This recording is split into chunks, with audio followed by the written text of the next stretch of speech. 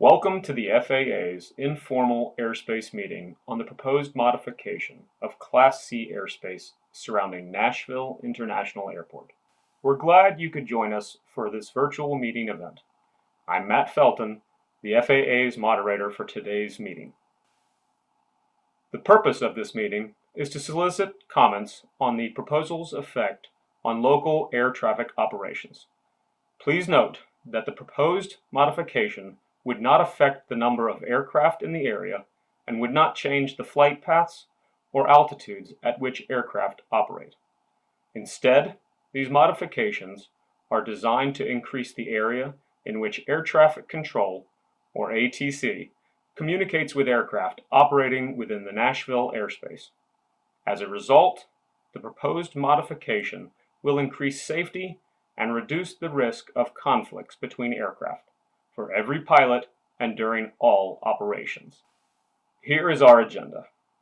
The meeting will start with the FAA's detailed presentation of the proposed Nashville airspace, followed by presentations and comments from the attendees who registered in advance to speak. Afterwards, our panel of experts will host a 60-minute question and answer session during which any attendee attending via Zoom or on social media may submit a written question. Finally, we will adjourn this presentation with brief closing remarks. For those of you who are joining us on Zoom, your microphones are muted and cameras are off. To submit a question during the Q&A session, please enter your written question in the Q&A tab on the Zoom platform. If you are attending this meeting via a social media channel, please click on the Q&A link in the comments section to be directed to our Google form. If you're having technical issues connecting to the virtual meeting, you can text our technical support team anytime during the workshop at 949-478-0253. This phone number is for text messages only. The FAA will be collecting comments on this proposal. We encourage you to send your comments. Please note, submitting a question during the Q&A session is not the same as providing a formal written comment. To do so, you may mail them to the FAA at 1701 Columbia Avenue, College Park, Georgia 30337, or via email to the address shown on the screen. Please include Nashville Class C in the subject line. Please provide your comments by Tuesday, March 22nd, 2022. You can also visit our website at www.faa.gov/go/Nash for more information about the project.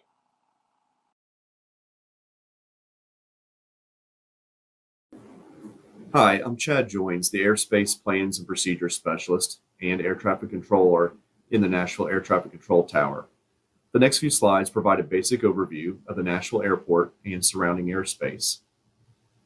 Nashville International Airport, originally built in 1937, is a major commercial airport located 6 miles from downtown Nashville. Air traffic at the airport was already on the rise before the pandemic and is now exceeding pre-pandemic levels.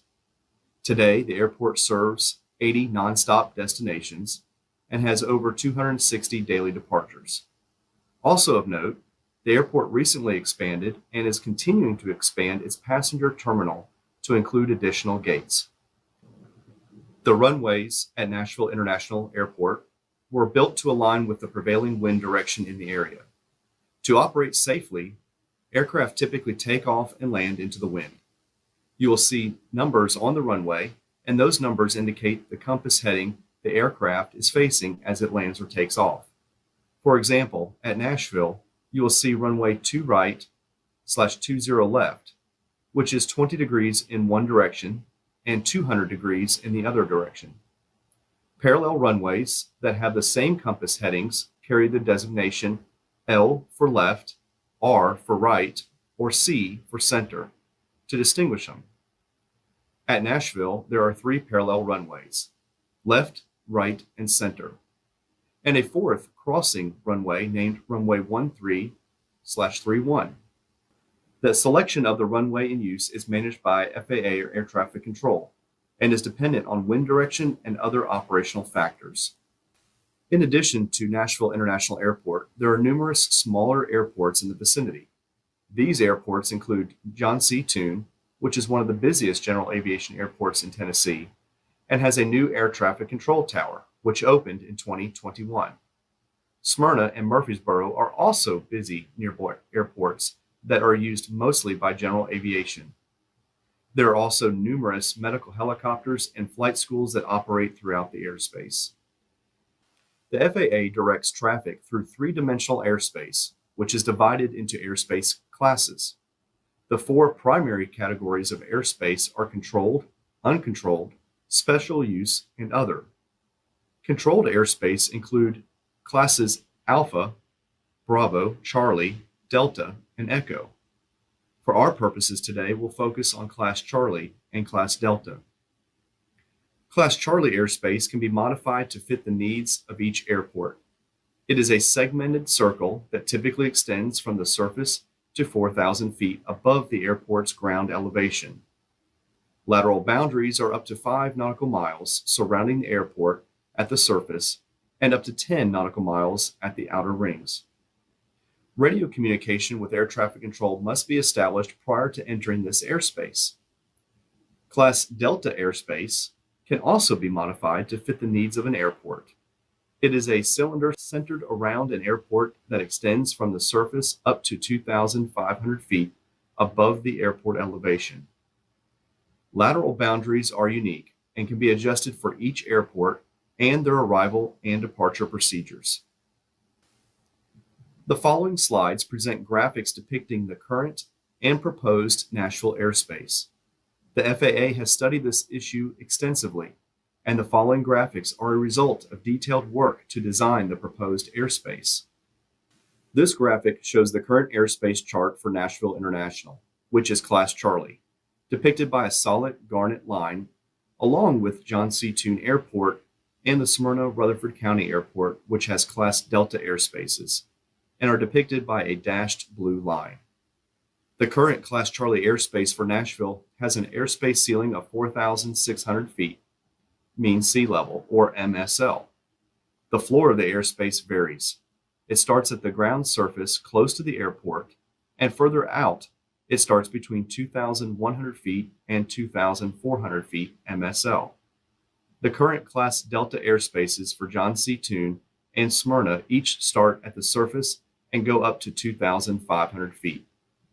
This chart shows the proposed Class Charlie airspace at Nashville in magenta outlines. It also shows the proposed altitude change to the airspace at John C. Toon, which will create a clear delineation between Class Delta and Class Charlie airspaces. The proposed airspace floor and ceiling altitudes are shown in magenta.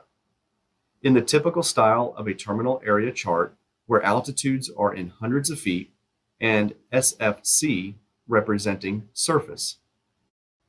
This proposed airspace change includes changing the floor and ceiling altitudes of the existing Class Charlie airspace. The ceiling is proposed to be 6,000 feet MSL, and each segment will have a different floor altitude. The Class Charlie airspace excludes the Class Delta airspace for John C. Toon and excludes most of the Class Delta airspace for Smyrna. The airspace ceiling for John Toon changes with the proposed design.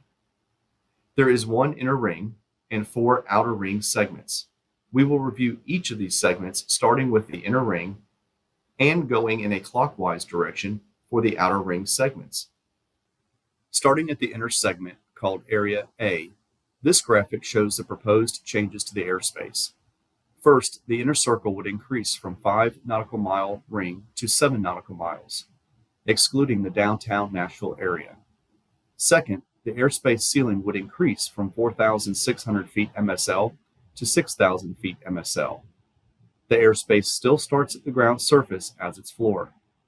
Of note, this section excludes the portion of the Nashville Class Charlie that overlays the Smyrna Class Delta, In that area, Smyrna class Delta airspace will have hierarchy over Nashville class Charlie airspace.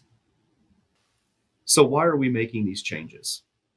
As shown on this graphic, aircraft landing in a south flow that are on final approach to Nashville cross the Opry and Judd final approach waypoints at 2,000 feet MSL.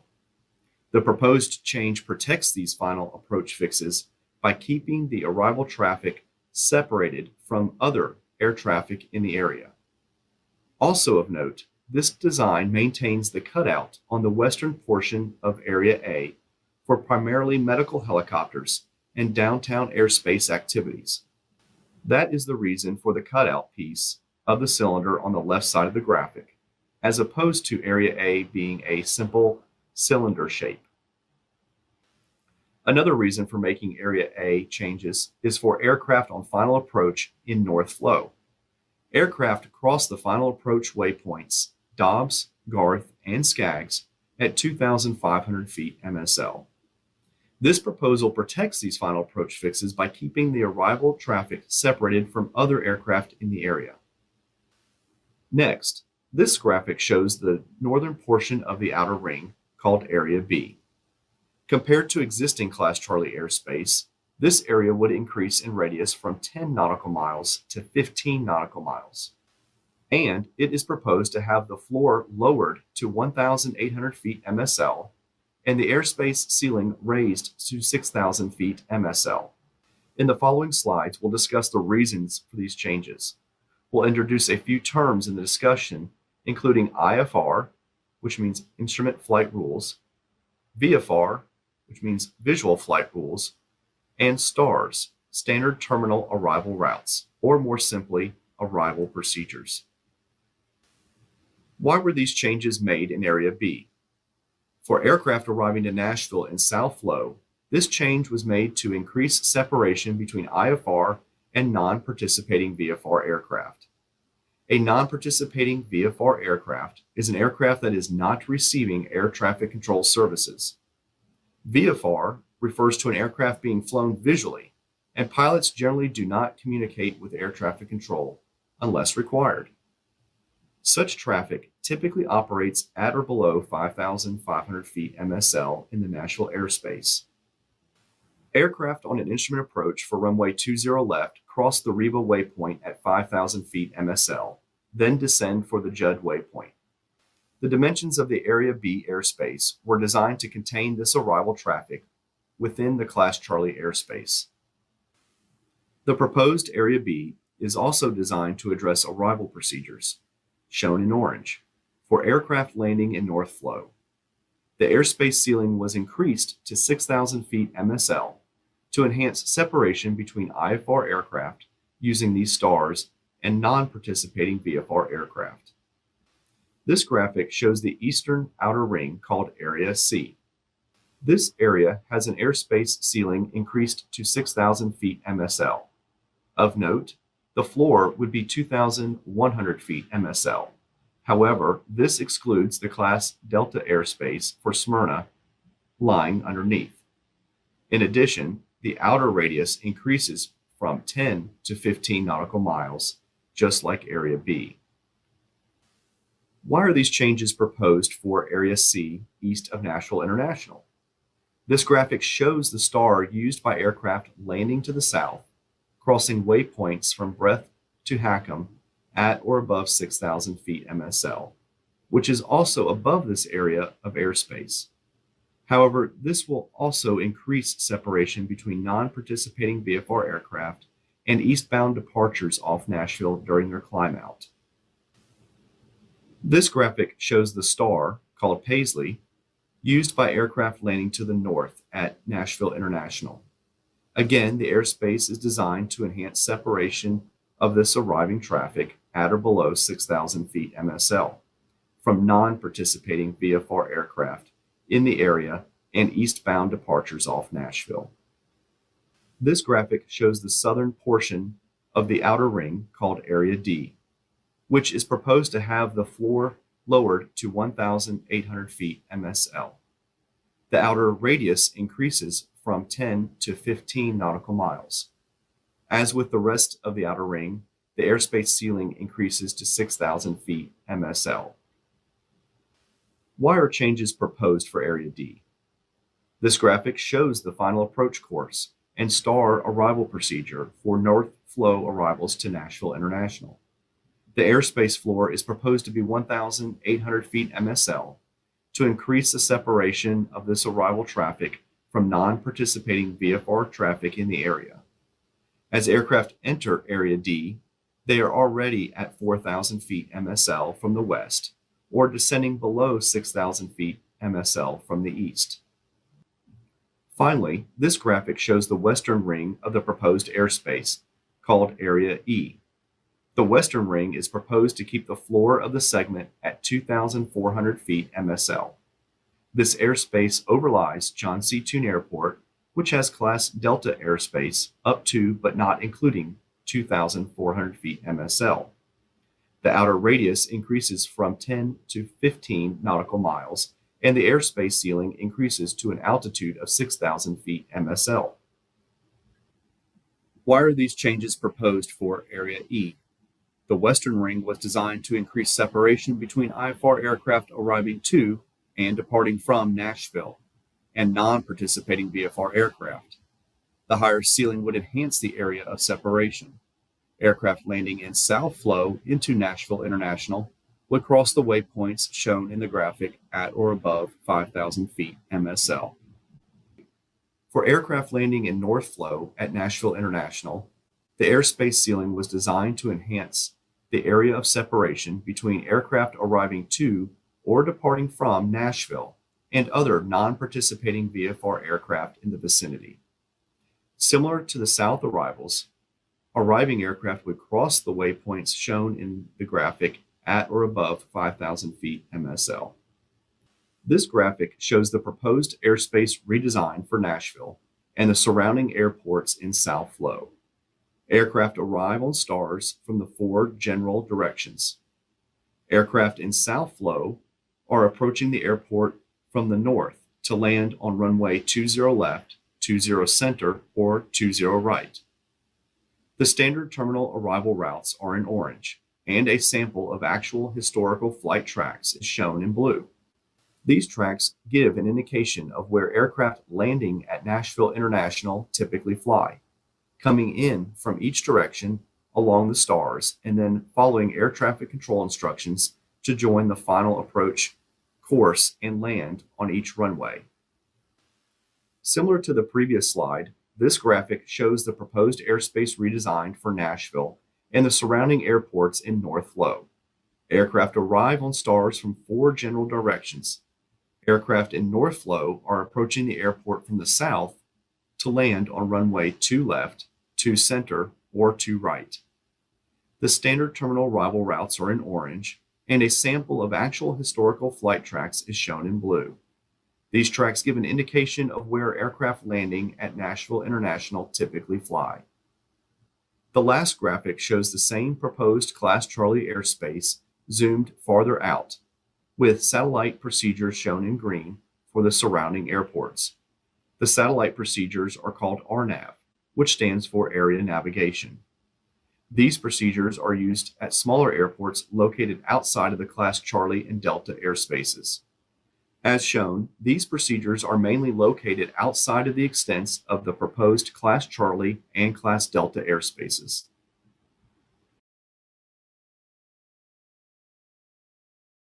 Hi, I'm Chuck Armstead, an Environmental Protection Specialist with the FAA. In the following slides, I'll discuss the FAA's rulemaking and environmental review processes. Any changes to Class C airspace must go through the rulemaking process. Rulemaking is the process federal agencies use to make new regulations. Any proposed rule goes through numerous reviews, and the public has the opportunity to review and comment on the proposed rule. The FAA is required to review and consider every comment. Once the agency has read and considered all comments, it decides whether to go ahead with the final rule. The agency may adopt a final rule that is identical or similar to the initial proposal, or it might make changes based on the comments. As shown on the slide, this informal airspace meeting is an integral part of the process that comes before the notice of proposed rulemaking. Before any changes can be made, the proposed rule must go through an environmental review, which is required by the National Environmental Policy Act, or NEPA. NEPA requires that the agency evaluate environmental and related social and economic effects of the proposed action. The review includes a preliminary technical review, a preliminary environmental review, an internal review, and choice of appropriate NEPA review, which could include extraordinary circumstances and significant impacts. The graph on this slide depicts the FAA's general NEPA process for all projects. It is not specific to this project, but it will be applied to this project. Thank you, Chad and Chuck. We're just about to begin the live portion of the meeting and the Q&A session with the expert panel. First, here is a summary of the next steps in the process.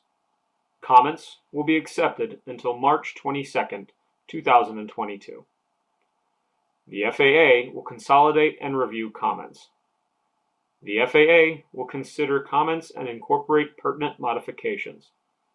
The FAA will finalize the environmental review, and once the notice of proposed rulemaking has been published in the Federal Register, there will be a separate 60-day period. We encourage you to send your comments. You may do so by addressing them to the FAA via mail or via email to the address shown on the screen. Please include Nashville Class C in the subject line. Please make your comments no later than Tuesday, March 22nd, 2022. You can also visit our website at www.faa.gov/go/Nash for more information about the project. Today's meeting is being recorded and will be available on the FAA's website for future viewing.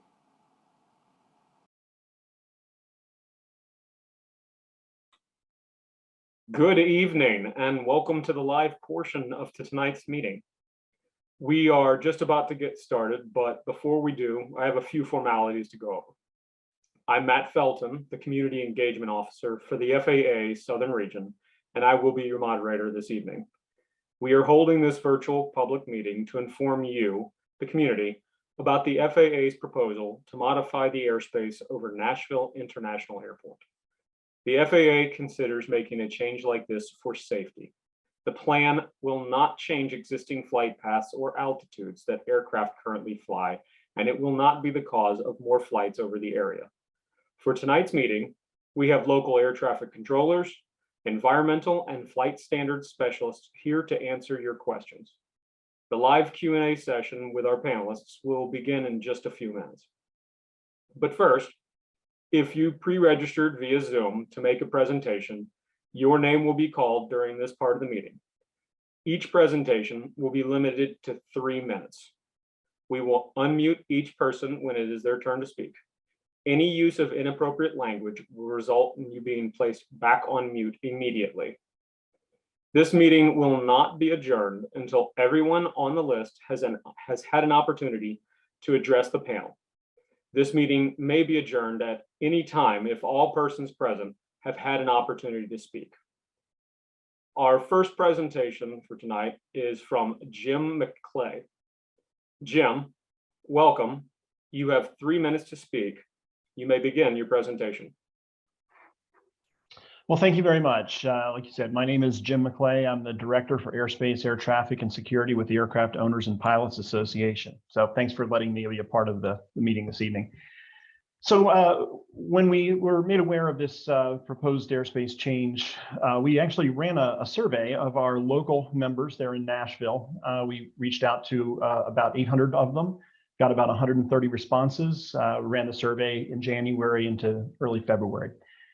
Just wanted to share a little bit what we found from our responses. Amongst respondents who operate frequently in the Nashville area, that would be either daily, weekly, or monthly, Just wanted to give you some context. About 65% of the respondents, based on what they knew at the time, did not feel that the Class C needed to be modified, with about 12% in favor of it. About 44% felt that it would impact their ability to access the airspace or underlying airports, compared with about 39%. So just a little bit of context there. Notably, about 53%, so over half, were not aware of the proposal before taking our survey back in January.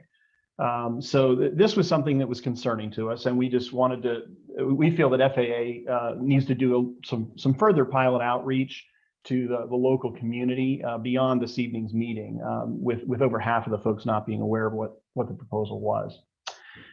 Next, there were multiple comments about Nashville's approach being very busy. And so we did want to emphasize that we feel staffing levels need to be examined to ensure that they're sufficient to support the expected increase in GA flights requesting clearance through the Class C. Next, we also wanted to ensure that ADS-B letters of agreement would be readily available from the facility. There are a number of non-ADS-B equipped aircraft in the area that are going to need to be accommodated. We have had issues in other areas of the country where these LOAs are not readily available. So that's something that we'd like to see addressed here proactively. And then finally, we wanted to just address the floor over on the east side of the proposal. We feel that I forget which area it was in the presentation, but over on the east side, we feel that should feet to 2,400 feet. To match what's over on the west. We feel that 2,400 feet should allow a sufficient buffer to prevent resolution advisories, looking at the altitudes at both Nashville and Smyrna on the approaches. It's important. Most pilots don't fly right up to the floor, but usually employ their own buffer. This is something we discovered in dealing with Chicago Midway's Class C a few months ago. And finally, we just feel that would also provide some consistency in the floors, making it easier for pilots. So that's all I have to share, and I think my time is up. So thanks again for the opportunity to comment, and please feel free to reach out with questions. Thanks a lot. Thank you, Jim. Our next presentation is from Carl Richcreek. Carl, welcome. You have 3 minutes to speak. You may begin your presentation. Thank you, Matt. My name is Carl Richcreek. I've got over 24,000 hours of military and commercial flight experience. I've been a United pilot for 29 years, 22 of those as a captain. I'm a former naval aviator flying F-18s and A-4s. I built and currently fly a Vans RV-8. With regards to the proposed changes to the Class C airspace around Nashville, I respectfully request consideration to rest the Eastern Area C lower sector altitude from 2,100 feet to 2,400 feet, just like the proposed lower altitude on the Western sector of Nashville. And the same thing as Jim McClay just mentioned. I currently own and operate TK Farm Airport. It's TN26.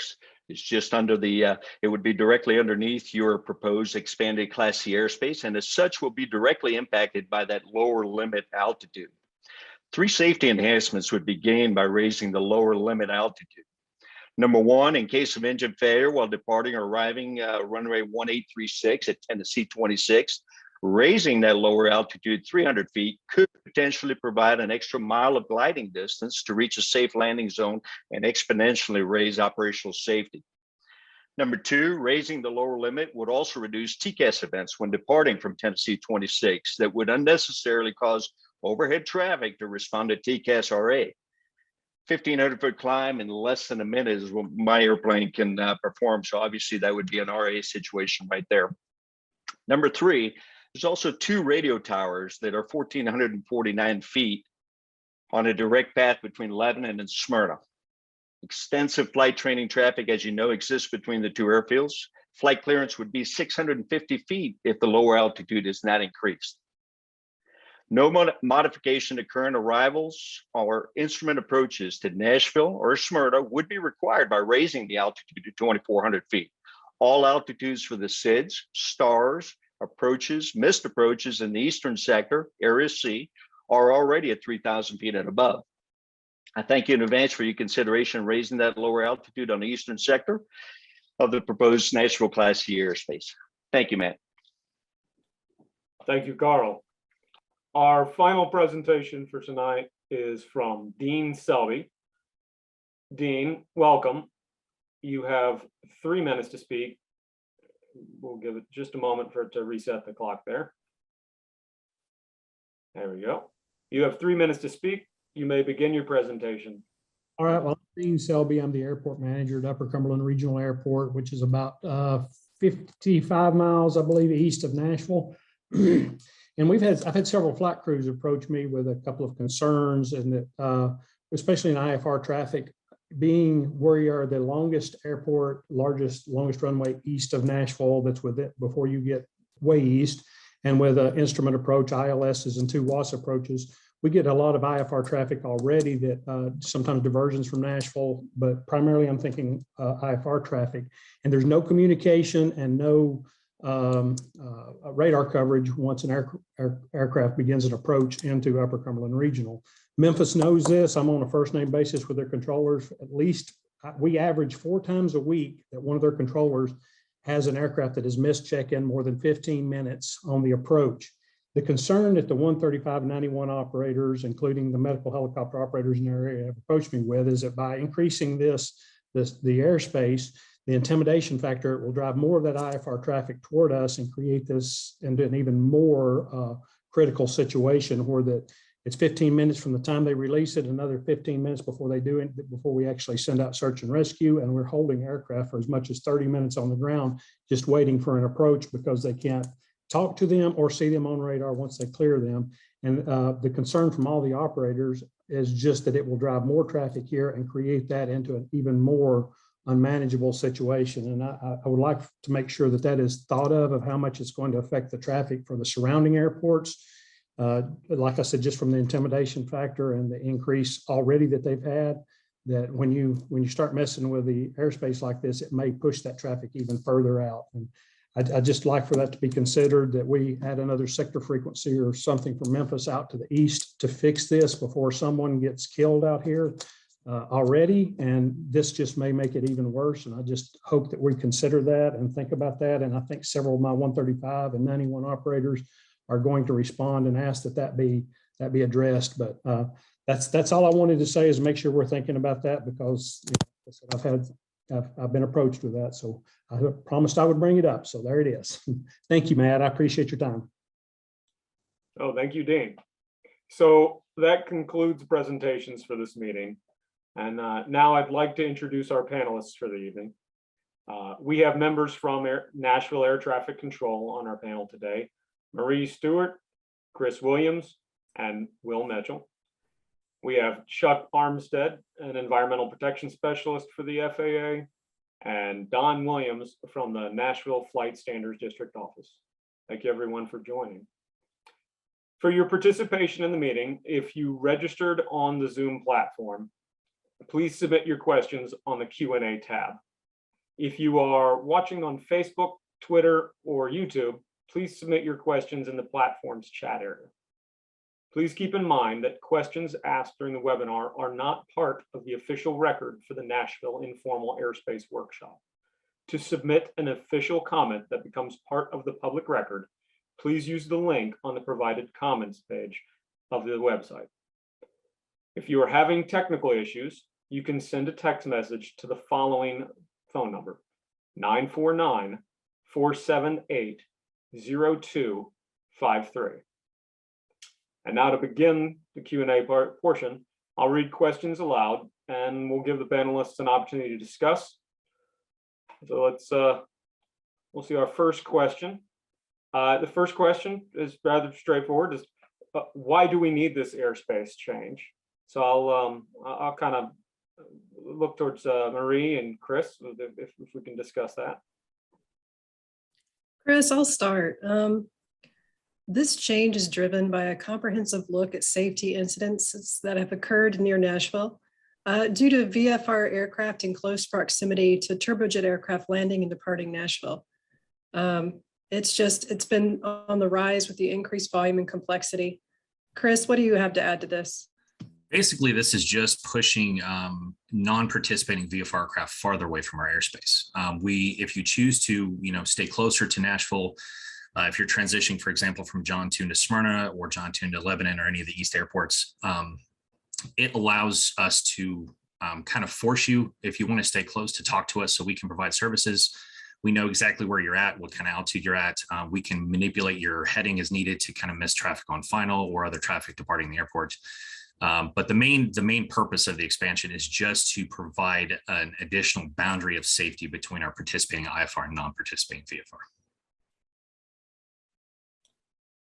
Thank you. So our next question, kind of a question on equipment requirements and for aircraft utilizing the airspace. How does this airspace change affect the requirements for aircraft to be equipped with transponders and ADS-B? Chris, I guess, could you speak on that a little bit? Sure. Transponder and ADS-B requirements won't change. However, the lateral requirement for ADS-B will, because our shelf for Class C will be pushed out to 15 miles. So the 10,000, when you fly above Class Charlie, the 10,000 requirement is the same as long as you're within the lateral boundaries, but our lateral boundaries will be just slightly bigger. So the only change will be the radius from Nashville, which you're supposed to have the transponder and the ADS-B. That's a pretty easy question. Thank you, Chris. So just the radius increasing there will affect the transponder requirements. I guess our next question, is the FAA conducting an environmental review to comply with National Environmental Policy Act? An environmental question, so I'll kind of look to Chuck if you can speak on what aspects the FAA is doing environmentally. Yes, sir. With this action and all airspace action, the FAA does conduct an environmental review to comply with NEPA. We will take the input from the community, and we value that as we conduct our environmental process review. There are a lot of things that we look at, and we provide that information, what we find, changes we try to make to mitigate whatever issues may come up as well. Like I said, taking in account the public's concerns. So yes, our process dictates that we review all airspace actions per NEPA requirements. We take the community's input, and I make sure that I input that into all of our reviews of all airspace actions. Thanks, Chuck. So our next question, actually very straightforward and probably one I was kind of expecting from the get-go. Will I see aircraft flying new routes that have not typically flown in the past? So obviously people are going to be concerned. Are they going to start seeing aircraft flying over areas that they're not used to seeing? I'll look, I guess, Chris or anybody, if you can speak on this. Sure, absolutely. The simple answer is, if you're IFR, absolutely not. We have no intent on changing the flight path of our existing commercial or Part 135, Part 91 operators into the airport. There would be no purpose in that. It would actually cause more harm than good, at least on the controller side. We'd have to learn something new, and we're always against that. But for VFR, what you may see is if VFR non-participating aircraft, people that don't want to call Nashville will tend to have to go wider around the airspace. So you may see some people, flying over your house that aren't normally there, and they're probably just transitioning wider, staying clear of that 15-mile arc if they actually don't want to talk to us. But the short answer is no, you should not see a change in flight path, especially from our common operators in the airspace. So there's no change in the flight path. One concern, and this kind of goes into the next question. What is the penalty for violating Class C airspace? Will the FAA allow a one-time deviation?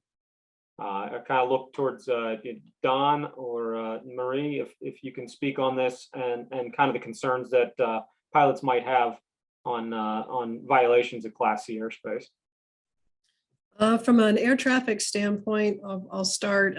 There's no change to how airspace violations are handled. Air traffic, we usually issue brasher warnings if we feel an airspace violation has occurred. But how potential violations are handled is addressed by the Flight Standards District Office. So I'll kind of hand this off to Don now.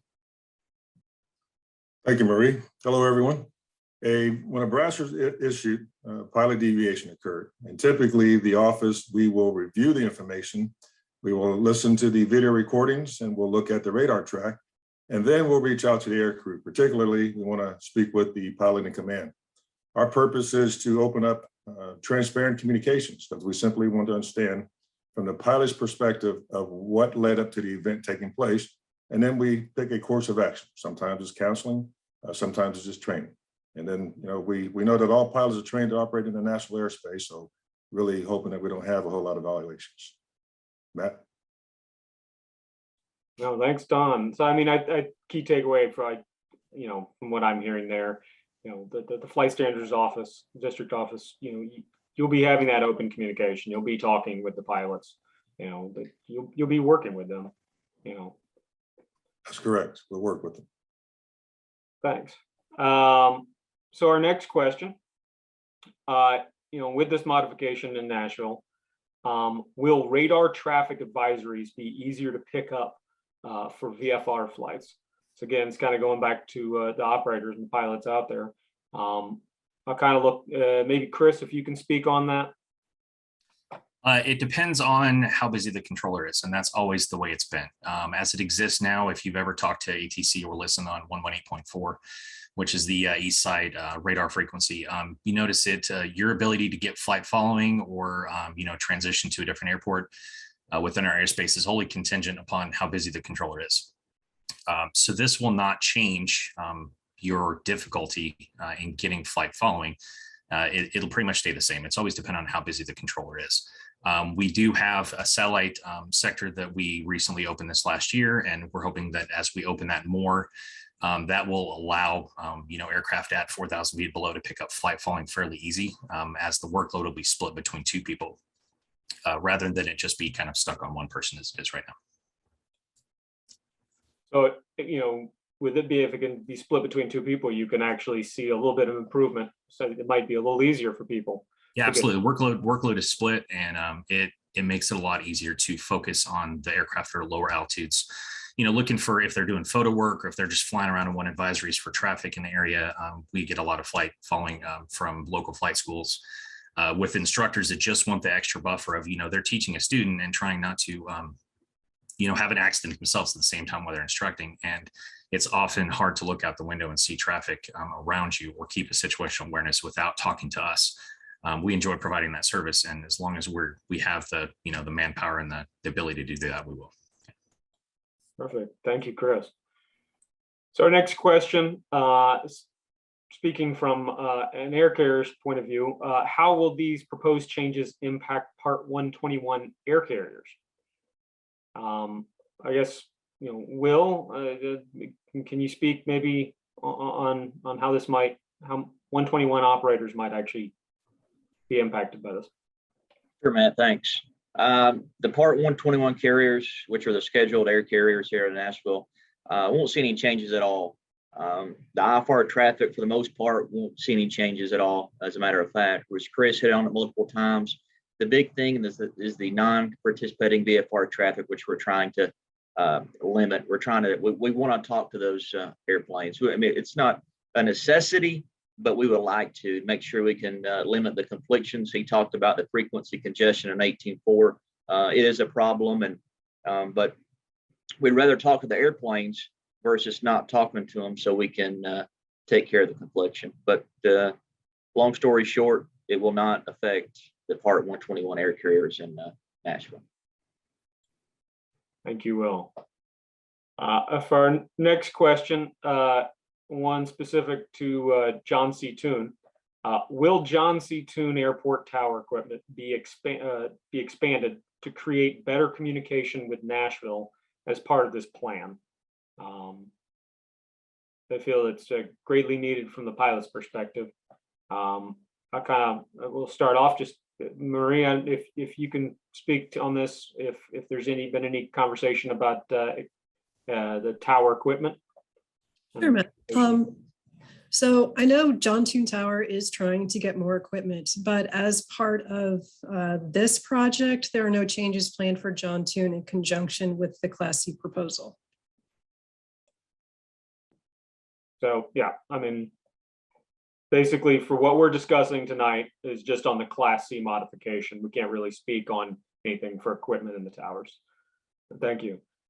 So our next question, why can't the FAA leave operations the way they are now?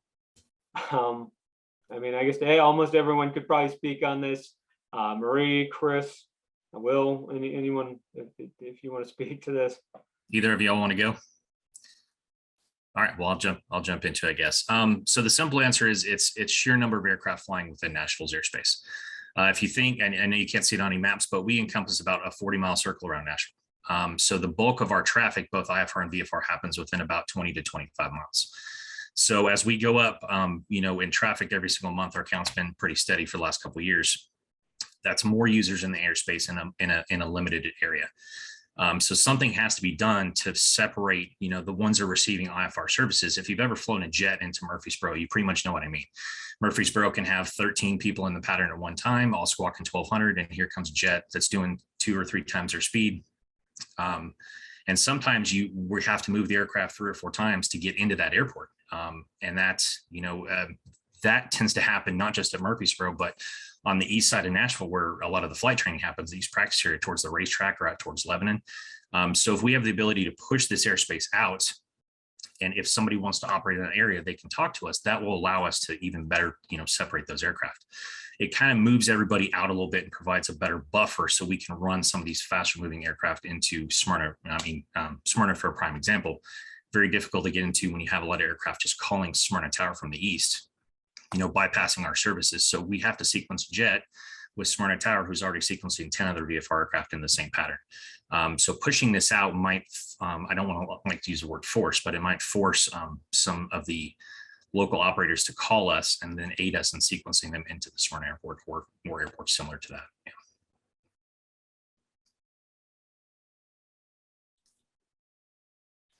Will, did you want to add something? Yeah, if you don't mind. With regards to volume, we have a controller here that's a data guru. He just does very well with our numbers. He's a CFI, certified flight instructor as well, and he loves to give these little highlights for us. But the numbers he put out for February, we had 6 days in a row, we had over 1,000 operations.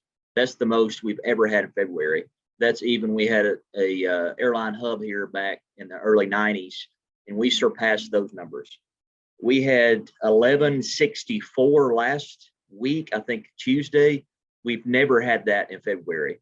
We broke that number on Friday, past Friday, of 1264. That's the biggest number we've ever had in February as well. So we're projecting, if the numbers we're seeing now for the spring and the summer, projecting averaging between 1,300 and 1,400 traffic count in the TRACON daily. So with those numbers, we need this Class C extension. It's going to help primarily with the final box, which airplanes now, they can be essentially the same altitude, the final approach fix, VFR, non-participating aircraft, the same altitude as airplanes landing here at Nashville. That's a potential disaster waiting to happen. Most aircraft like to be stabilized from 5 to 8 miles stable, good speed coming in. And when you have a VFR at the final approach fix 5 miles before you land, that's very alarming. So we think this is what we need, and we'll see how it goes. And maybe further down the road, I mean, we're going to be, if the numbers we're seeing now, they increase, we're going to be the busiest level 9 class Charlie in the NAS, National Airspace System. And we're getting close to level 10 territory at that point. So a lot of aircraft, a lot of operations going on there. And I know you guys you want to be talking to as many of them as you can, just know exactly where they are. I can definitely see where this, where you want this. So our next question, kind of in operations, will this change how helicopters fly in the downtown area? And specifically, they're wondering if this will affect how they fly to and from the hospitals. Will, you unmuted. Would you like to speak on that one? Yeah, I'll speak on it. There's a cutout there, as you can see on the slide, for downtown. So we did that just for the mainly the medevac aircraft, the helicopters coming in and out of downtown. We're blessed here at Nashville to have one of the premier healthcare in the world, actually, but it's one of the best in the South, in the States. Medevac Life Flight, Vanderbilt put out numbers. I think it was 2019 that came out in 2020, the year of COVID, but 2019, the Nashville area was #1 in helicopter medevac operations. So we're pretty proud of that. We see a lot of medevac helicopters in and out of Nashville area. And now since Nashville is booming, there's several touring helicopter companies as well that we have to kind of provide services for. But with the congestion with that, and also downtown tours, which that's getting pretty hectic as well, sometimes we have to say no to the downtown tours because of all the medevac helicopters, and that's fine too. We're just trying to provide a service to make sure they get there efficiently in and out as quickly as they can. And we take pride in the medevacs. We're trained from day one to treat those aircraft like our kids or parents or wives or on that helicopter airplane. So we try to get those to and fro as quickly as possible. And if we have to, we'll break off somebody on a final to get those helicopters through. Yeah, and I know with medevac, I know we all hope we never have to use the service, but it's really comforting to know that's there, and that it's being supported to give you the quickest route to a hospital. Our next question, there's a question on whether the FAA had reviewed our letter of agreements regarding the surrounding and underlying airports. So just kind of existing letter of agreements that we might have with surrounding airports. Marie, I'll pose that question to you if you could speak on that. Sure. So once the Class Charlie proposal is approved, the letters of agreement will be reviewed and modified as necessary to comply with the new Class Charlie changes. Currently at Nashville, we only have letters of agreement with John Tune and Smyrna Federal Contract Towers. All the other satellite airports do not have control towers nor letters of agreement with Nashville at this time. Good to know. Thank you, Marie. I will just take a quick pause and remind everyone that if you'd like to provide any questions, if you want to submit any questions, if you registered on the Zoom platform, please submit your questions on the Q&A tab. And if you're watching via Facebook or Twitter or YouTube, you can submit your questions in that platform's chat area for us to review and discuss. So I'll go into the next question. As was kind of discussed earlier, as participant had suggested 2,400 feet floors. Do you panelists, kind of open it up to everyone, do you believe that that's a reasonable adjustment? I mean, a 2,400 foot floor. Chris? Yeah, absolutely. I believe as Jim and Carl both spoke to raising that floor to 2,400 feet on the east side. And, as a pilot that flies in the area, I think that would be, a welcome change.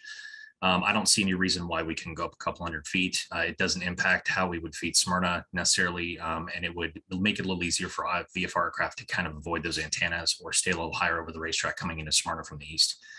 But it's definitely, all feedback from this is reviewed by the agency, and, we come together, they ask for input from the controllers on the floor, and basically we would kind of run through that process and see if that's something we would consider changing. Yeah. Thank you, Chris. And I guess still it drives back to just the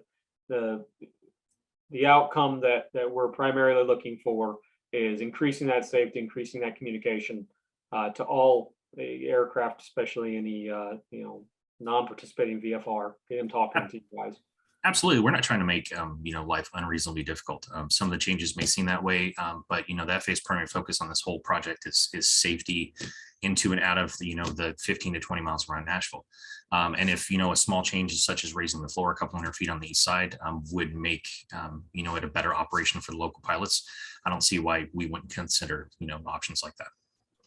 Perfect. Thank you, Chris. Our next question. So is the National Class D airspace boundary being changed? So the current existing KBNA Class D airspace boundary, is that being changed during this or considered? So Nashville has the Class Charlie, obviously. That's the only change is the Charlie. The deltas, the lateral boundaries around John Tune and Smyrna are not going to change at all. You can still, if you like, you can still go underneath us there with the east side and the west side to get into John Tune and Smyrna respectively. That's your prerogative, the VFR pilot. And the traffic pattern I think over there is 16 or 1500, so you can just ease on in the traffic pattern, talk to the towers, and get underneath. But really, the only change is the Class Charlie, just the extending out of the altitudes, the 4 altitudes, and the 6,000 feet as well. Perfect, thank you. Our next question, with John Tune now underlying Class C, will they be able to receive beacon codes directly from the ground or from ground control? I'm sorry. So again, that's kind of questioning for pilots and the operators out there. Curious if they'll be able to get those beacon codes directly from ground control. Sure, Matt, absolutely. It's right now it's we're kind of equipment locked. So the way it works is at Nashville, we have a computer that communicates with the National Airspace System, allows us to put in VFR flight following or IFR flight plans, and we generate beacon codes from that. The NAS gives us the beacon codes back. Currently, John Tune does not have a way to access that flight plan system. So if you're IFR filing off John Tune, the John Tune controllers call us at Nashville and request that we read them the flight plan, including the beacon code that we've generated when that flight plan was filed. That's how it works with IFR. We relay it back to them. The controllers at John Tune relay it to the pilots, the ones picking up the clearance.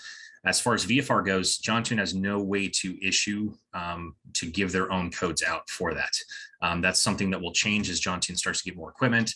But if you were to request flight following from John Tune from the ground, basically it'd be the same two-way process. They would call us, we would put in a VFR flight following, we would generate a code and then relay it to them. So it's kind of like playing telephone. But in the end, yes, it is possible to get codes from John Tune, VFR flight following on the ground, but the process is identical to the way it is right now with IFR. So no changes as of yet until the equipment, their equipment issue changes. Again, kind of speaking back to that equipment issue, but what this it's specifically speaking on is the changes to Class C and that sizing of it. So our next question is wondering, why isn't there a cutout for airspace above MQI? But is that Smyrna, and then such as an area E for John Tune. Kind of look to Marie if maybe you can speak to a cutout at John Tune and how that might, if there's ever been any consideration for airspace over MQI. Well, Area A contains the cutout and was created for the downtown Nashville area, primarily for the medevac helipads and the downtown aerial activities. And it's independent of the John Tune Airport. And this is as a reminder, because I believe we covered this earlier, the Smyrna class Delta will have hierarchy over the Nashville class Charlie. So we didn't feel at this time that a cutout was necessary.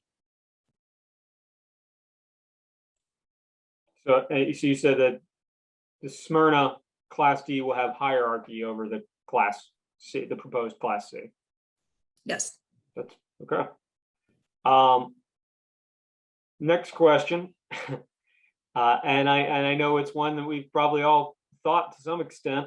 Would it make more sense to make the airspace for Nashville just go ahead and make it Class Bravo, Class B?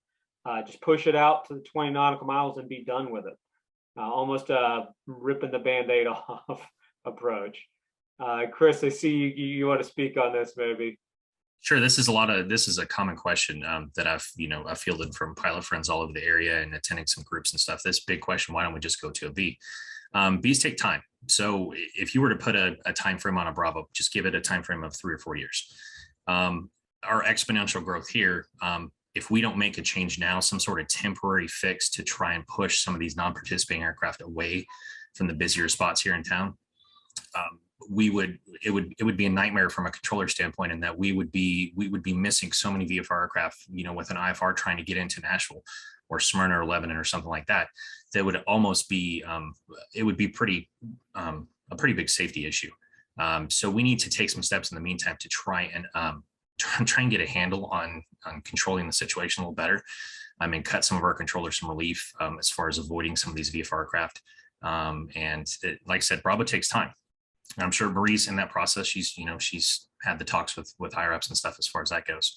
She has anything to add, but it's something that we look at. And so this is kind of a first step in the process, the long process of getting something like that done. Yeah, to kind of piggyback of what Chris said, it is a process, and we do have to try to resolve the issues that we're seeing, the safety issues at the lowest possible level without creating too much impact on the NAS. So this is the first step, and that is the Class Charlie modification. Thank you, Marie, and thank you, Chris. So our next question, can a VFR corridor be provided from east to west over Nashville to provide traffic to move more easily from MQY to John Tune? This person notes that many low-level VFR traffic below Class C shelf fly close underneath the final approaches of Nashville to get around quickly without talking with traffic or air traffic.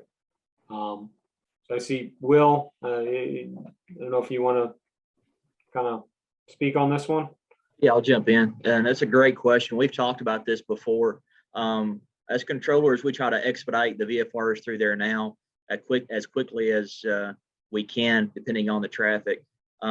But from John Tune to Smyrna, it would be an excellent point, maybe even over BNA at a certain altitude, or just north of Nashville or south of Nashville at a certain altitude. That takes time.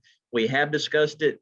I know Chris has actually flown in a few corridors before. He may be more knowledgeable with that than I. Chris, you want to talk about that, your experiences with the corridor and how successful they've been in other places? They work great.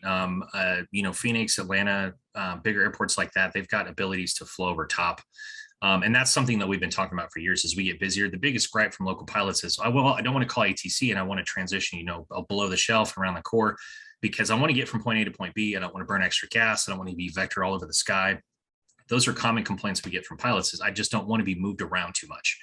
And that's fine. And, a VFR corridor would definitely solve that, would make our lives easier. The easiest place to transition somebody, the safest place, is right over top of our airport, because everybody's either departing or landing right underneath you.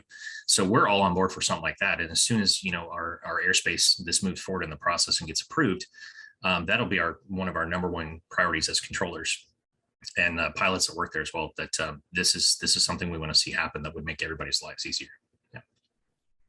I think definitely once, we get a Class Bravo, because I think it's definitely coming years down the road, because we're just growing so quick. That's something we can maybe implement when we get the Bravo, but we try to expedite now as much as we can, east to west from John Tune to Smyrna, depending on the traffic.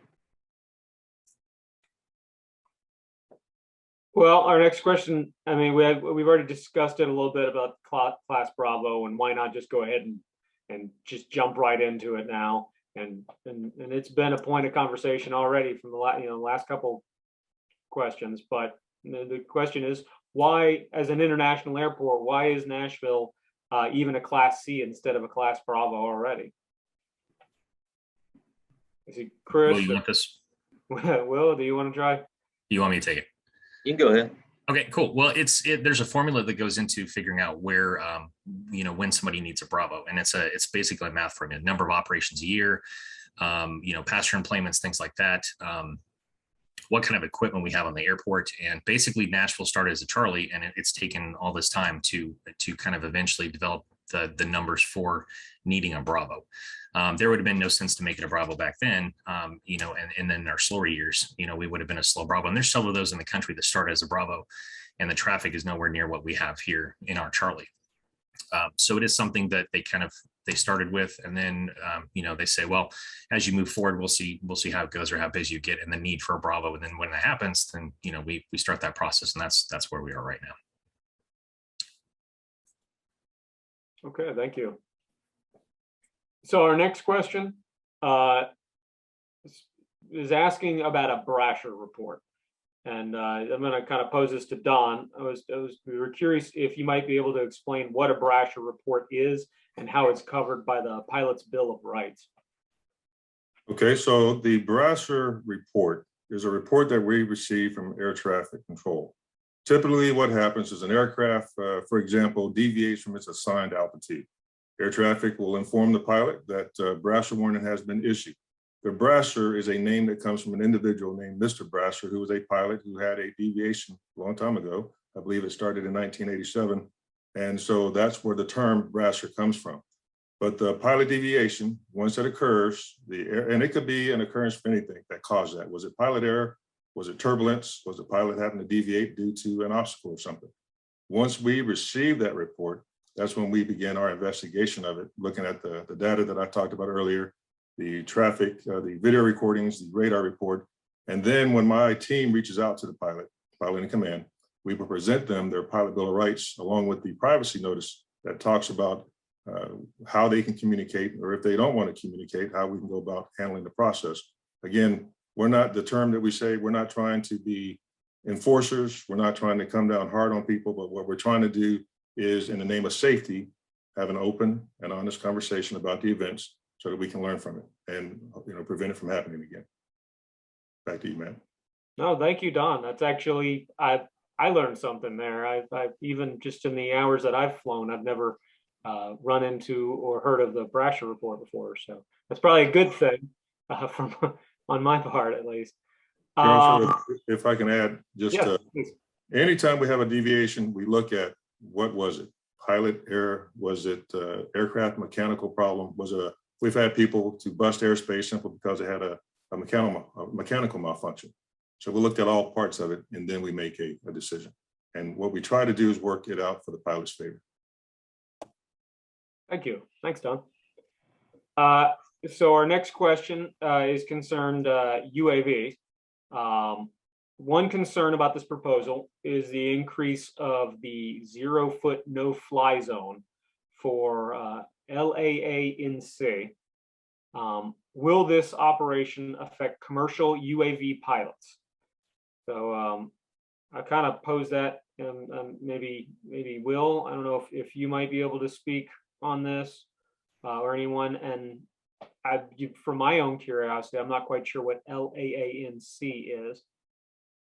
My knowledge, there'll be no changes with the, I think it's the approved low altitude authorization notification capability, the LANC, I think is what it is, LAANC, at this time at Nashville. They're really, when we have drone activity, what we do, I mean, it's more common all the time now. We get, we find out where the drone is, the color, different things about the drone, what altitude it is. We tell the supervisor. We give over the ATIS, we put it on the ATIS as well as relay it for 30 minutes, 45 minutes to the pilots. And then we quit basically talking about it. But it happens a lot now because there's more drones all the time. Marie, Chris, you want to jump in there on the drone question? I believe the only thing that might change is like on the DJI drones or similar software where it has the ability to know how far you are from certain airports or what airspace you lie in. It may affect where you get approval to fly that drone. You still have to go through like the FAA's drone zone or land to get approval for stuff like that. But it may impact the ability to get approved based on how close you are or actually inside the core of the Charlie. I'm not exactly sure.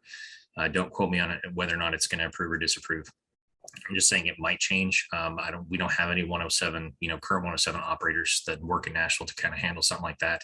So when we get an authorization, it's done through the FAA, and we get notification of when and where the drone will be flying, and we kind of broadcast that to pilots. But there may be some low altitude drone operations, within the vicinity of X airport or whatever. But our operations won't change. And the approval process may not change even with the airspace change. But at this time, I'm just not sure. And just to kind of clarify for anyone listening in, I had posed the question and said UAV as an unmanned air vehicle. Yeah, we keep using the terms drones is more of a colloquial term that many will use. But just to explain what that UAV was.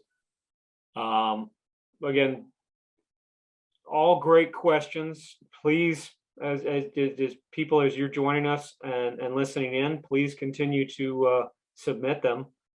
Just kind of gives us an opportunity to discuss amongst the panel here and feel it out. Our next question from a pilot based at Lebanon. Air traffic in this area does a great job. They feel that their tower is doing a great job. And they heard a comment about additional staffing for Nashville approach, which they are strongly agree with and feel it should be considered. Will there be any additional radio frequencies to reduce congestion on the existing ones? I mean, Marie, you can kind of speak to it. I think I know what the official answer be, at least for this. Sure. Before even getting to this class Charlie modification stage to try to mitigate the volume and complexity that we're experiencing, the first thing we did was look in-house. How can we mitigate this traffic and provide more safety and efficiency for our users? That's all of our users. We have since we've kind of reactivated 2 positions that are kind of left over from the hub days, but we reconfigured the airspace to try to meet our needs. So to try to break down the frequency congestion, as Chris mentioned, it's like if you're requesting VFR services and the frequency is just overwhelmed and you're not able to get a word in edgewise, what are you going to do, right? So we're trying to open more positions to reduce the frequency congestion so those pilots can get a word in edgewise and that we can provide them services. So we're always looking, we're thinking about even opening up more positions, just to give controllers an extra set of eyes to see traffic, to be there to assist. But right now, the way our class 9 is, our level 9 air traffic facility is, according to FAA, we are currently fully staffed, right? And by opening and creating these new positions, obviously at some point we're going to need the bodies to fill those positions. But as of right now, we are fully staffed, but we are looking in-house to do anything we can to be able to provide a better service to everyone. And the next question, it kind of feeds into that same discussion. And it was just, the question they wanted to convey that they believe that the additional sectors are a good idea and that they're glad to hear about it.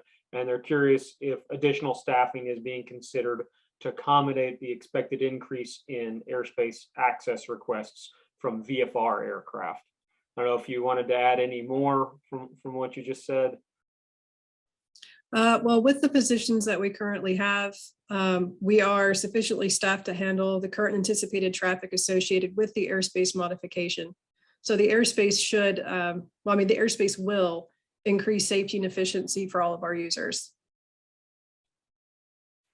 And again, I know we've said it numerous times before, but it's all about trying to get people talking to air traffic, just getting them conversing with our controllers and making this a safer area, a safer airspace. So our next question, are these changes to Nashville's Class C a precursor to an eventual change to Class Bravo airspace? We've kind of spoken quite a bit on that already tonight. I don't know if Marie or anyone else wants to add anything more to that. Well, at this time, there are no plans to create a Class Bravo at Nashville. Really, we're just trying to see if these Class C modifications will meet the needs to deal with the increased volume and complexity. But I'm sure as the volume and complexity has statistically been increasing, if Nashville meets the requirements for a Class Bravo at some point, the FAA will review the airspace as a possible Class B candidate. But right now, we're just in the Class C modification process. Thank you. And again, I'm gonna kind of relay to everyone that as you're joining us, if you have any questions that you want to submit, um, maybe not more on if we're going to go to Class B or Bravo, but please, you can submit it via the Zoom platform in the questions and answer tab, or if you're watching via Facebook, Twitter, or YouTube, you can submit your questions in the platform's chat areas. I'll go ahead and move on to the next question. And I want to jump in there for a moment, yeah, if you don't mind. Aviation is a dynamic industry. Things change very often and pretty frequently, the speed of aircraft. I mean, I talked about the numbers earlier, and with the numbers we have going now, I think we're the number 2 busiest level 9 facility, Class Charlie facility in the nation.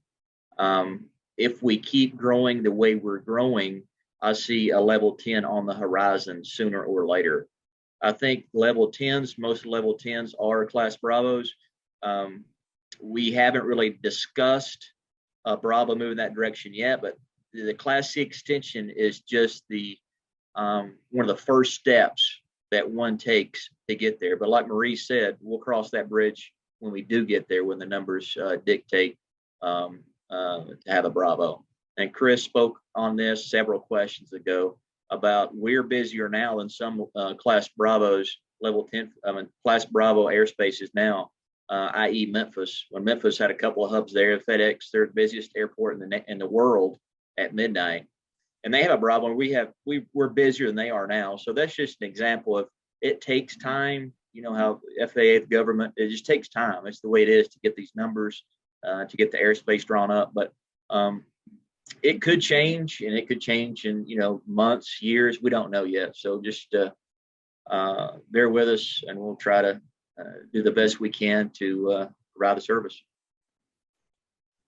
thank you, Will.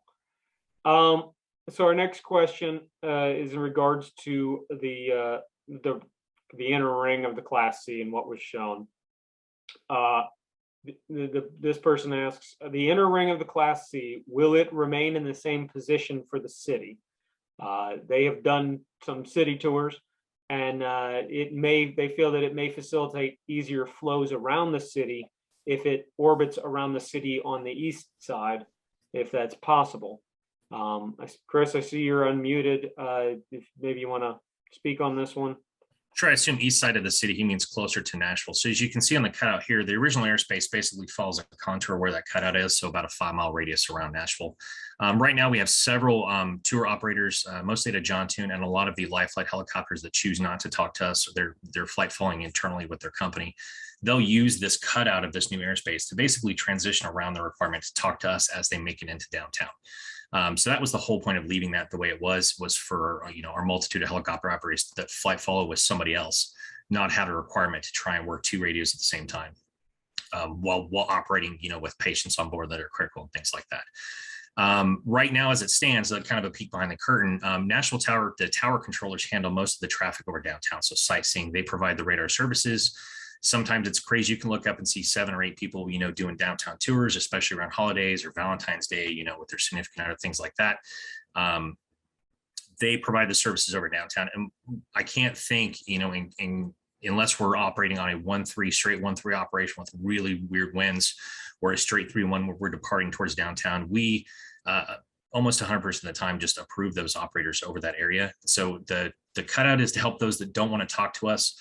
And we'll still provide the same services we do now as far as flight following over downtown for requested tours. So there's no, to address the basic question, there's no changes to move the core of the Charlie away from Nashville, like to offset it to the east or anything like that.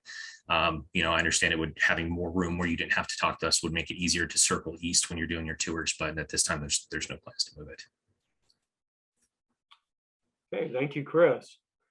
Our next question regarding the surrounding Class E areas, will the surrounding Class E areas from 700 feet AGL, from actual ground level, 700 feet, be modified along with the Class C, what we're presenting tonight? Maria, I see you unmuted. Can you speak on this? Sure. Yeah, there are no changes planned for Class Echo airspace in conjunction with this Class Charlie modification proposal. So right now there's no plans to change the Class Echo. Okay, thank you. So with everything, we've talked about tonight so far, we do have one question. Just curious, to Chris, Will, Marie, do the air traffic controllers support this proposal? Yeah, absolutely would be the easy answer.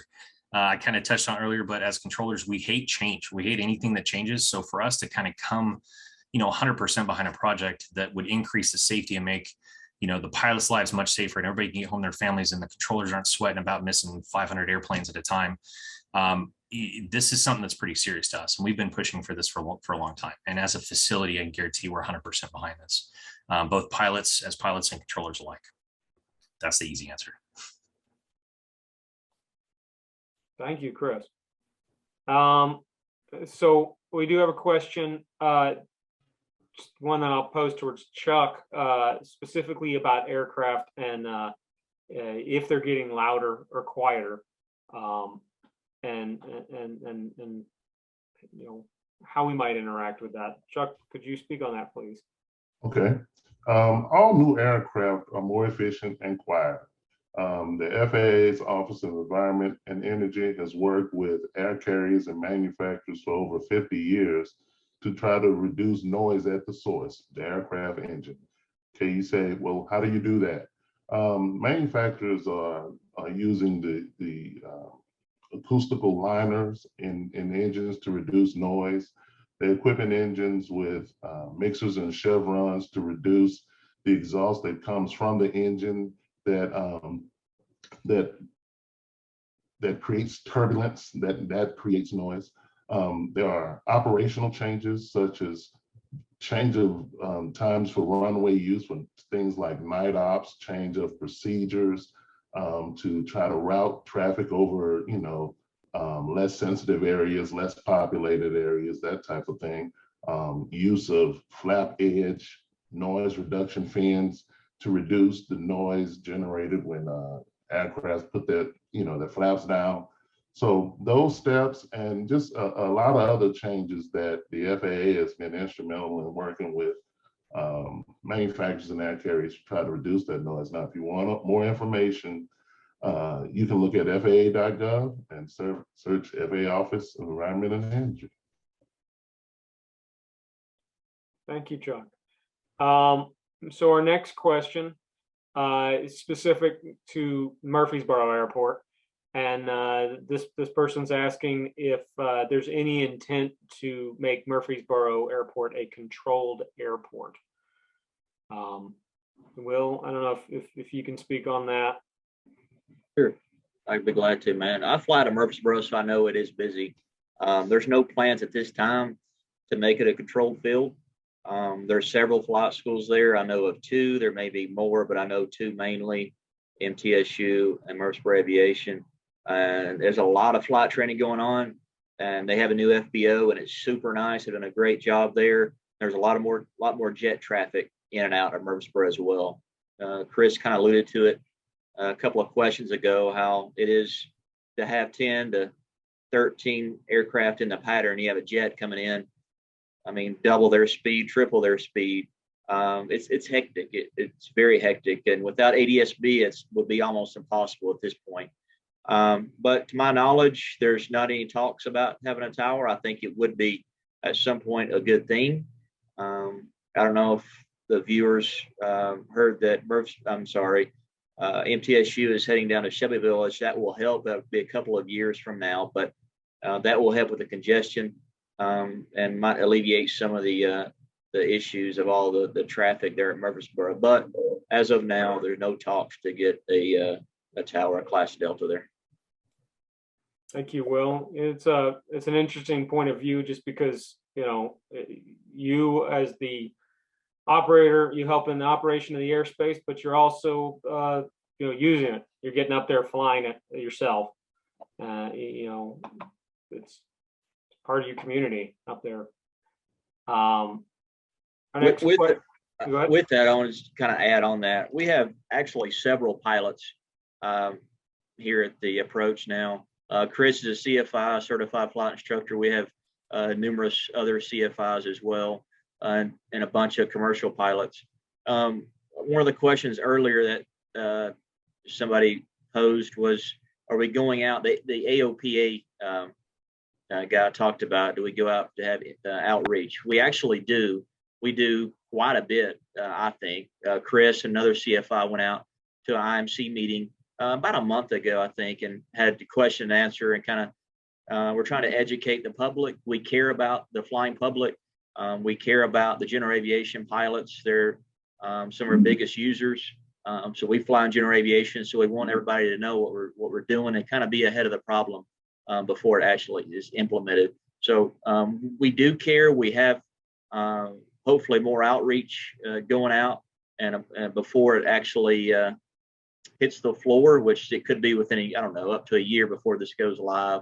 I don't know what it is, 6 months to a year, probably. It takes some time, but we are getting out there and trying to educate folks in the world in the airspace. No, thank you for that, Will. So our next question is from an operator, from pilot, who says they're flying out of Smyrna, primarily VFR. They do want to convey that they felt the presentation gave a good rationale for raising Class C ceiling over Smyrna, but there's still a question about the rationale on lowering the ceiling to 2,100 feet. Kind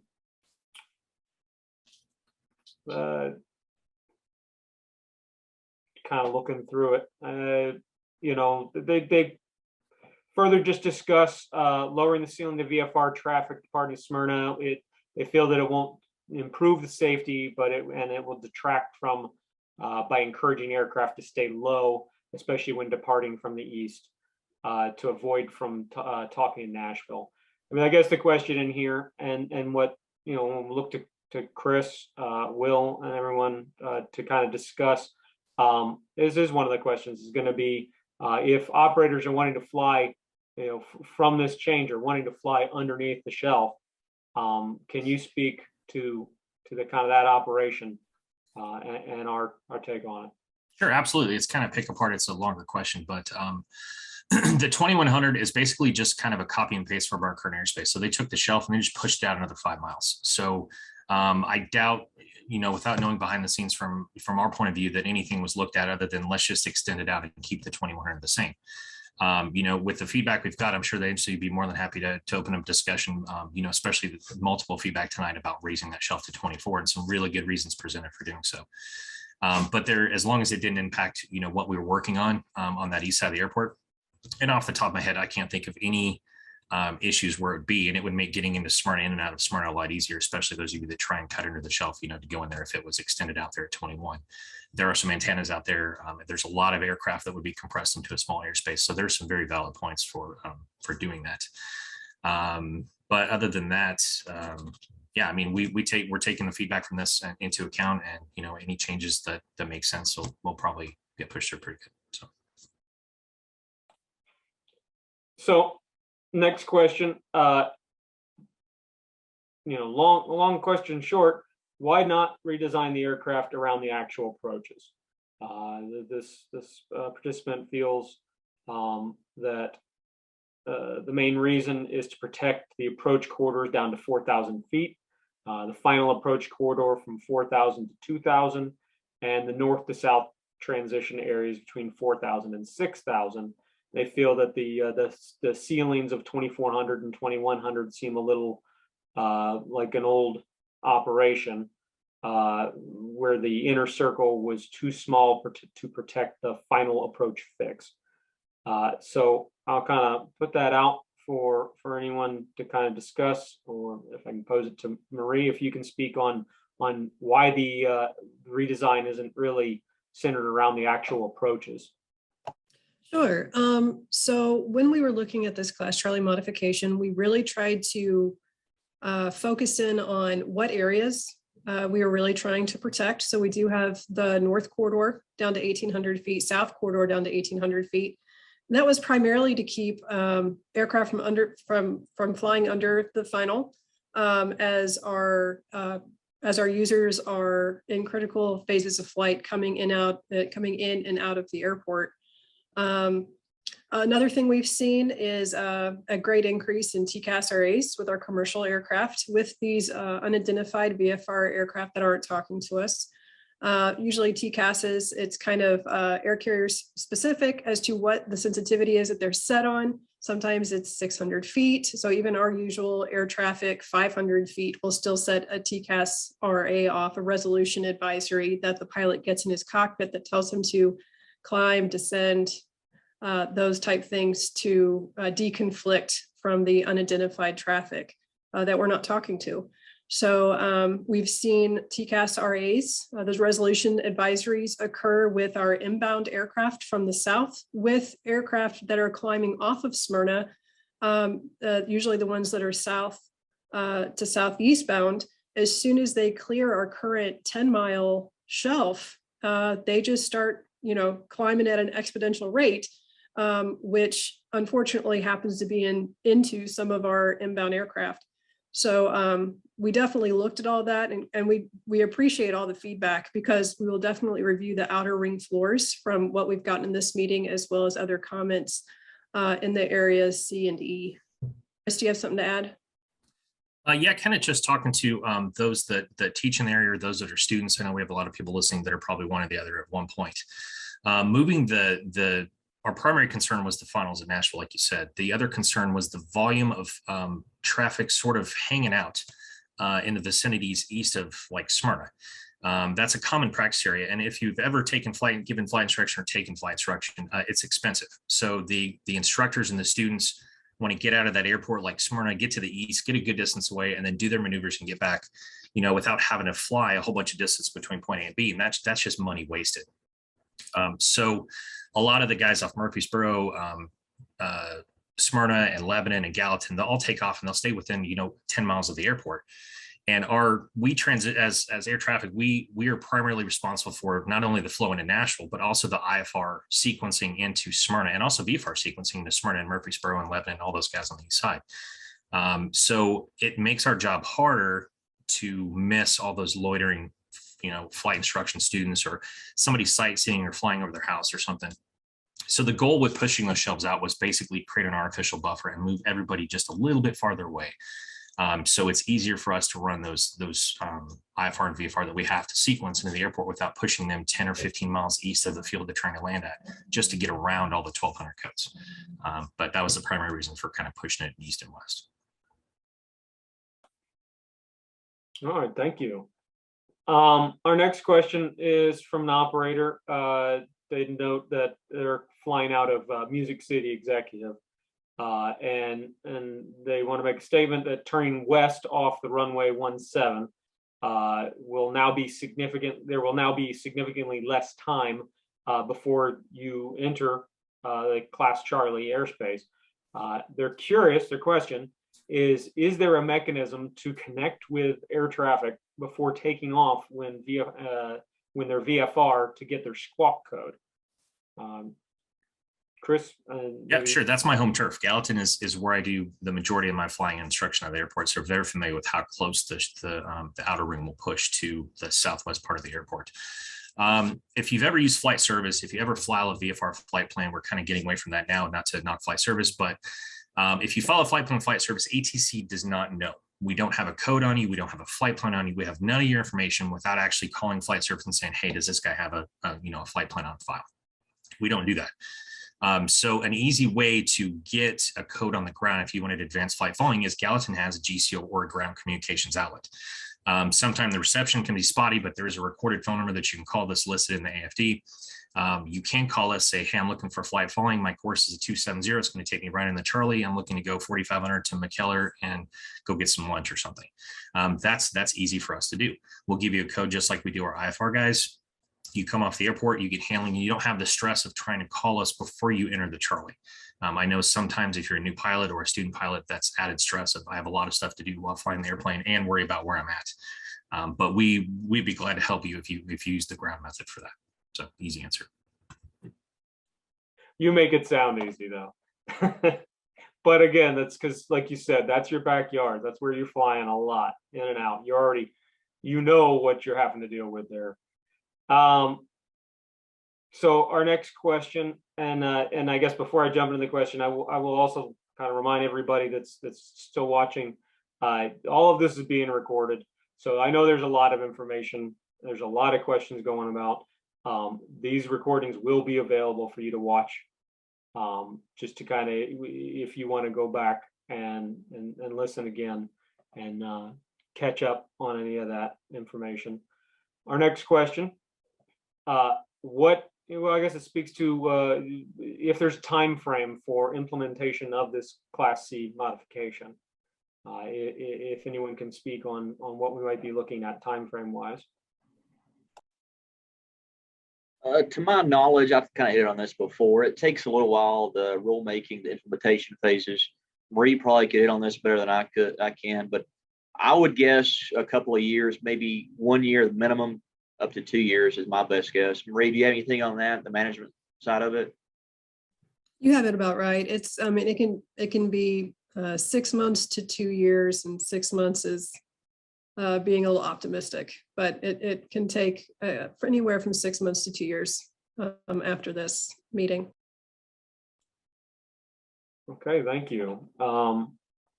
So our next question notes that, has been discussed before or throughout this meeting, the rather large training area east of Nashville and Middle Tennessee State University, especially with all the flight schools in the area. The question is, will the proposed increase in airspace cause any change in the letter to airmen with regard to supporting practice approaches? I don't know if that's been considered or if you can speak on that in any way. I see Marie, you've unmuted.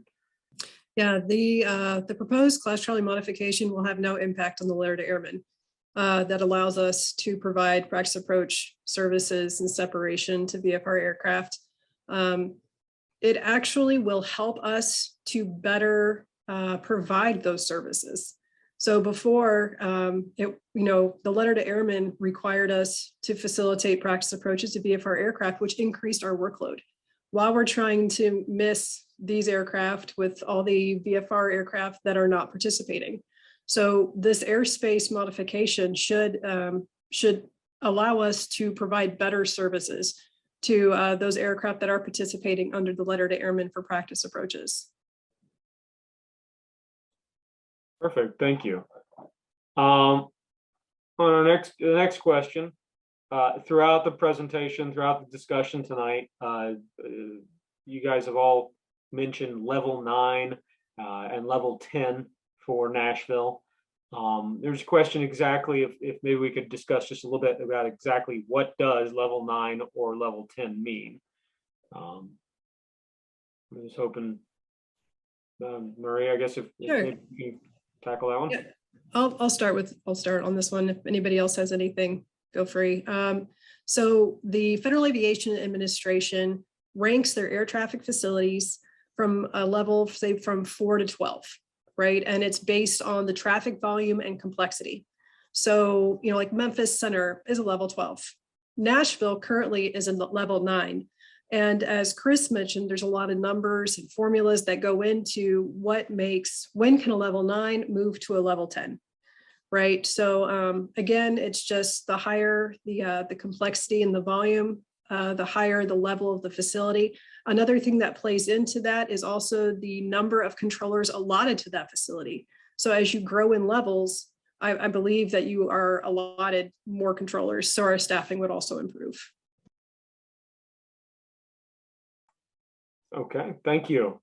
So our next question, just regarding accessing John C. Toon and Smyrna. They're curious can John C. Toon and Smyrna be accessed without getting into the Class C airspace with this proposal? Chris, I see, maybe if you can talk on that. Yeah, so you can see the shelf on the west side. We'll talk to Johnson first since that's the easier one. You can see the shelf's 2,400 feet. So obviously you would have to, if you didn't want to call Nashville to transition, it would be, depending on where you're coming from, it's a really quick transition. You would get handed off, by us to John 2 Tower pretty quick, if you're only going to fly 2 or 3 miles through there. But you can just descend, don't be at 2,400 feet when you're in the Charlie. So you can come across at 23. Somebody mentioned earlier, one of our speakers talked about personal buffers. That's something that all pilots kind of, we don't want to be deviated. We don't want to get a brush or warning. We don't want to talk to FSDO, no offense. But we're going to give a buffer. So, 2,200 feet, 2,100 feet, something to allow for, we have a wrong altimeter setting or something like that, where we might be off 100 feet or so. So on John 2 to the west side, absolutely. You can get, just stay under the shelf, call John 2 Tower directly. As you can see, they're at, or, they're at, not to include 2,400 feet on that airspace. So just tuck into the shelf, call John 2 directly. I believe their pattern's 1,500 feet. So you've got a pretty good buffer to stay safe. I know some of the terrain out west of John 2 is a little bit higher than on the east side of our airport.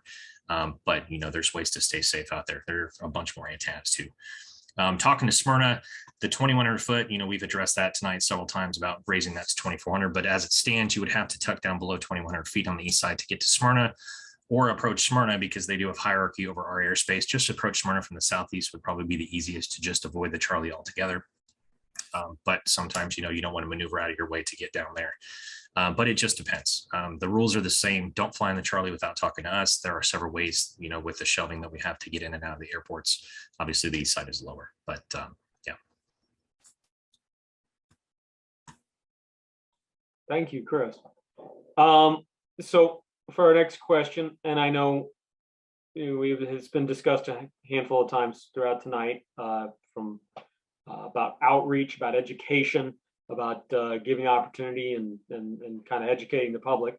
So the question is, what education will be given to the local pilots on how to navigate the new Class C? Marie, if you could speak on that. Mm-hmm. So the Federal Aviation Administration, we want all the pilots to have the tools necessary to safely navigate within the NAS.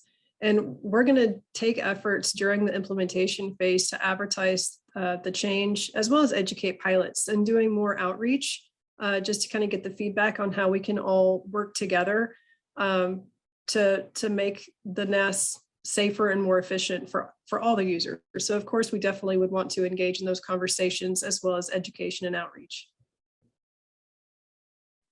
Can I add? Please do, Don.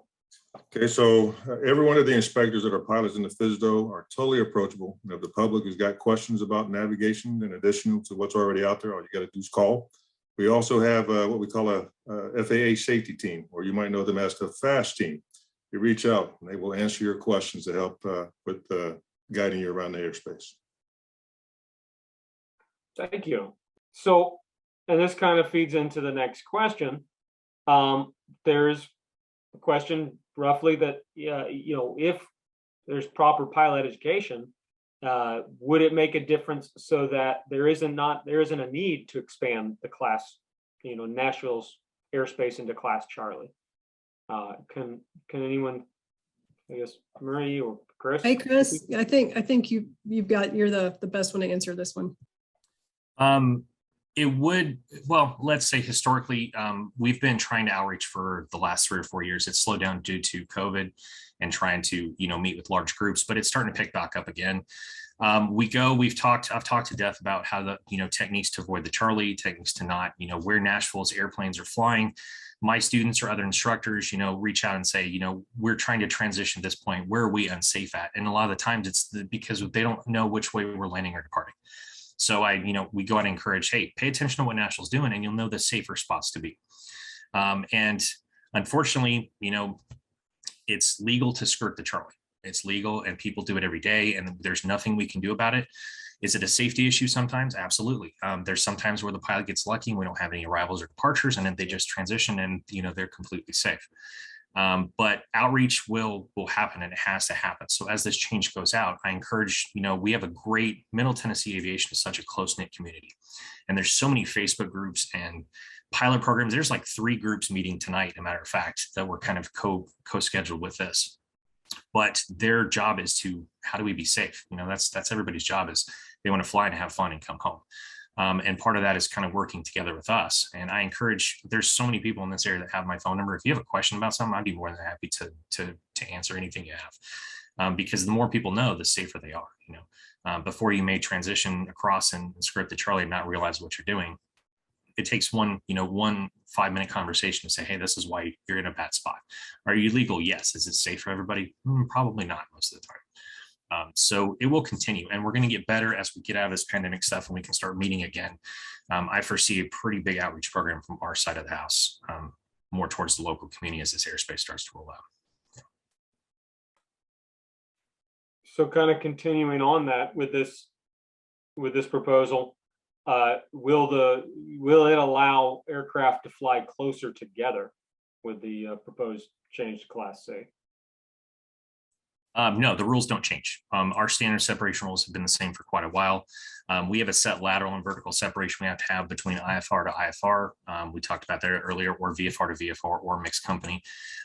So the procedures will not change. Our radar procedures won't change. The aircraft will not be flying any closer together than they do now, because that's sort of set based on our airport configuration. So how close our runways are together really sets the standard that we have, and that's not going to change until the FAA comes together and says we're going to make a major rule change, and I don't see that happening anytime soon. Thank you. So I guess looking at we have one last question for tonight. For everything that we've discussed tonight, and all that we've gone over, one of the biggest questions is how do we know that this proposal will be safe? I know that's a big question, but if we can, if I could pose that to Marie or Chris, how do we know for what's being proposed here that it will be safe? Marie, you want to go? Sure, I'll start, but I know that you'll probably have something to add. So just in developing this airspace, our number one objective was increasing safety, not only to the users that we currently talk to, but also trying to expand that to the users that we also don't talk to right now. So by just having those aircraft having to call us to be able to verify their mode C altitude readouts, to be able to give good traffic advisories to both VFR and IFR aircraft, our number one here is safety, right? All the procedures are put through a rigorous safety review. And we also looked at other Class Charlies in the NAS with a similar airport and traffic makeup to try to figure out where we needed to make those modifications. Chris, do you have something? Sorry, mine was more, that was a very good answer. That's more technical than I was going to get. Just from the pilot side of things, a good example is when you're flying around. I always feel safer. There's times where I'll fly and I won't talk to ATC because I'm doing something local. I know the area. I know the east side's usually busy or the west side's busy today. I have enough situation awareness to kind of know, when to call, when it's important to call, and when I feel that it's safe to call and do so. But think about this: you're flying your airplane around and you're relying on ADS-B. That's a big popular thing. So use apps for pilots like ForeFlight or Garmin Pro or things like that, where they will show traffic, or avionics that actually show ADS-B targets. What they don't show is when that aircraft does not have ADS-B. And the only thing that would save you from hitting that aircraft that you don't see would be a controller that actually has a primary radar return on that airplane with a mode C altitude that we don't know is accurate, but at least we can tell you, hey, there's somebody out there that's driving right at you. We suggest you do this, or we suggest you do that. There's a fear of talking to ATC. That's a big thing in the local communities, especially with new pilots, even the older ones that grew up not talking to ATC at all, flying out in the sticks somewhere where they didn't have controlled airspace.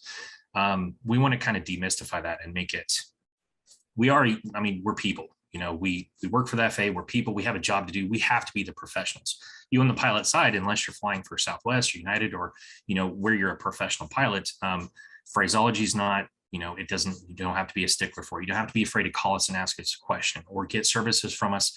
And we deal with pilots from every spectrum, from those that don't, barely speak English, from another country that are flight training here, to brand new people on the radio, to, expert 10,000, 20,000 hour pilots. So we've seen it all. We know how to tailor our delivery and kind of our services and what we do. We can handhold if need be, and there's no problem with that. Everybody has to learn some way. But you are safer talking to us with a set of eyes on you than if you were on your own. That's the bottom line. Whether you choose, you might get vectored 15 or 20 miles out of your way. That's the cost of being safe. that's your option if you want to use our service or not. But we're here if you want to reach out, and we encourage you to do so. Thank you, Chris. And so, I mean, that concludes the Q&A portion of tonight's meeting. I'd like to say thank you to all our panelists and to everyone who's attended this Nashville Informal Airspace Workshop. A recording of this event will be available on the FAA's Facebook, Twitter, and YouTube channels. The FAA appreciates your time and participation in the design of the Nashville Class C airspace, and we encourage you to send your comments. All formal comments received during the comment period will be considered prior to any revision or issuance of a notice of proposed rulemaking for this airspace. This concludes our meeting, and thank you and have a good night.